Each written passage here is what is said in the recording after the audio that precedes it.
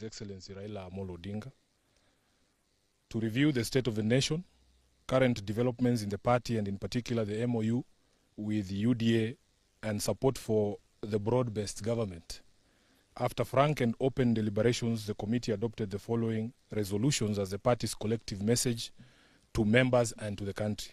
Number one, that the party supports the position that has been taken by party leader Honorable Raila Odinga to work with the Kenya Kwanza administration to stabilize the country and create an enabling environment for Kenyans to address their concerns through democratic and constitutional means.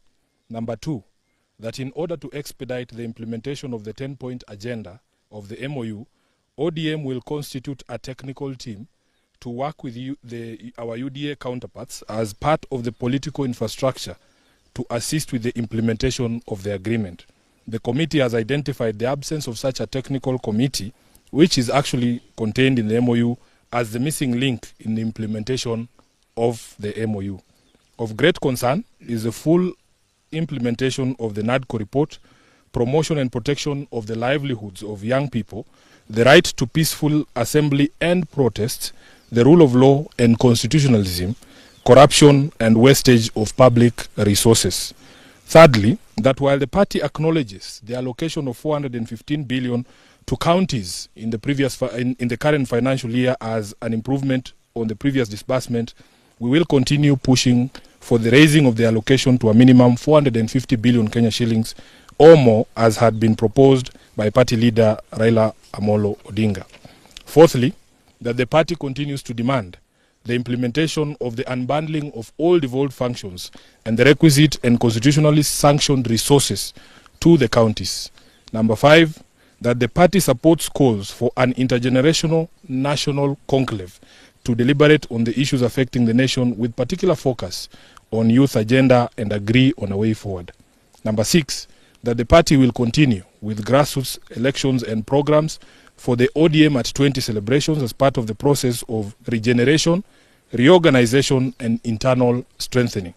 Lastly, that while members arrived here with different viewpoints on many issues within the party and the country, the committee has succeeded in brokering an unbreakable unity of purpose in the party and a single-minded focus on ensuring that ODM continues to be a loyal servant of the people and the country, acting in the best interest of its supporters and nation, and committed to the agenda of national transformation and stability. Lastly, we have been presented with a schedule of all upcoming by-elections, and the resolution of this committee is that ODM will fully participate in all of those by-elections by fielding candidates. I thank you, members of the press. I will take a few questions, but they have to be strictly within the discussion that has gone on today. And I see very respectable media houses here. We don't expect you to bring us rumors. Thank you very much. My name is Ibrahim Kananja from NTV. Now that the ODM party has taken a position from this particular meeting, it goes against your own conviction. Yeah, that is exactly what I feared, that you would bring stories about Sifuna when I have read a statement about ODM. We want you to ask questions about ODM. You are the Secretary General of ODM. Does this change your position? What is different? You will be required to speak the position of the party, which is against your own conviction.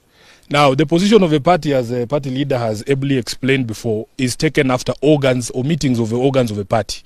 And this is now the position of the party.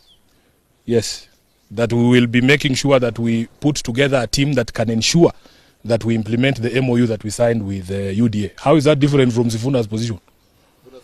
Let's have another question, please. Let's not do Mushene. Yes? Maybe the Chungwa supporters across the country will want to know whether this Central Management Committee meeting today has literally now brought all the voices so that the party speaks in one voice with regard to the broad-based government. Yeah, so that I don't put in my own words, allow me to read you the last paragraph again.